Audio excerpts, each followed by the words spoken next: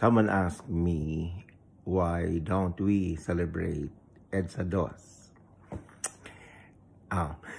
There's a big difference, but in fact, for me, there was no EDSA Dos. Okay, number one, I was there. And I think many of my friends knew that I was there because for a time, there was an ABS footage who saw me sweeping. And really, nagwawalis ako sa EDSA kasi that was my commitment as a volunteer of aftercare. You know? So, magsimula usually ang rally at around 3 p.m. and then it will stay up to the night.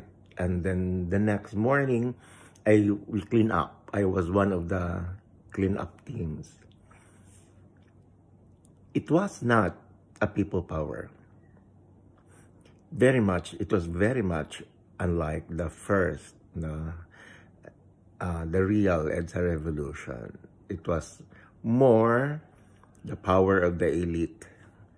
And then we had so many. Bea, I remember in one of this is, I saw Bea Zobel handing out sandwiches. Erap's case was very different from, Erap was not a dictator. But he was not also part of, the elite. He was an actor, artista naman kasi siya, no? And I think many people look down on him kasi nga, you have to understand that it was Cory. And then after Cory was FVR, who was a general, no? Trained abroad. And then the next president was college, high school, dropout, and an actor. So many looked down on his capacities and thought he was aligning with, many of the midnight cabinet, kalaro, kainuman.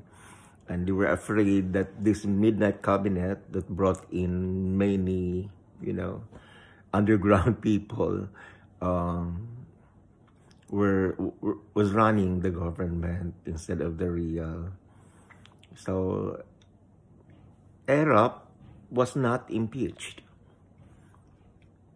The fact was the second envelope, which turns out to be nothing, hindi pinabuksan, nanalo ang side ni Erap na wag buksan ang second envelope.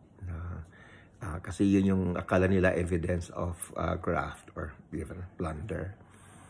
But anyway, it made so many people angry, and that's why they went to the EDSA shrine and expressed their anger.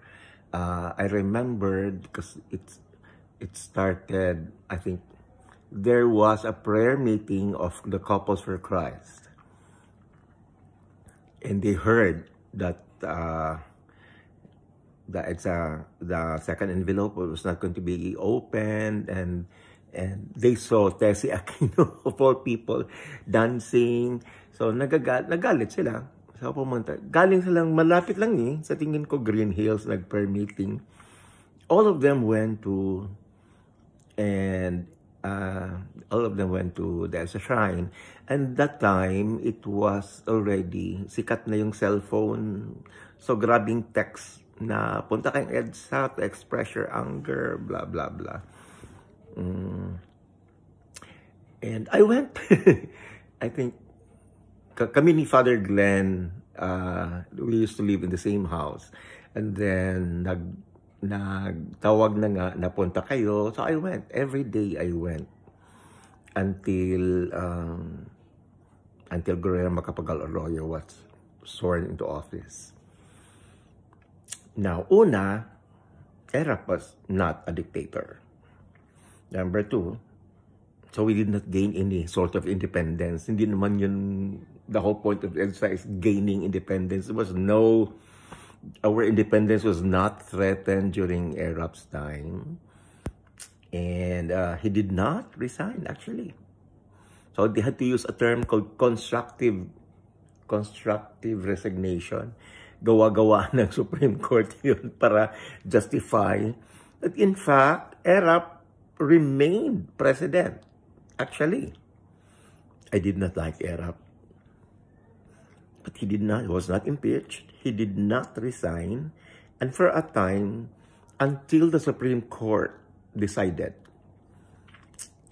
na there was a constructive resignation, we had two presidents. GMA was inducted by, I remember, Chief Justice, God, I forgot his name, but anyway. And Erap was evicted from Malacanang because of the fear of the mob, but he did not resign from the office of the president. And that there was a constitutional crisis. And anyway, I'm pretty sure many of that was the workings of GMA, and eventually GMA became president. But there was no extra revolution. It was not the victory of the masses. It was a victory of the elite, because they did not think Erap is going to be a good president.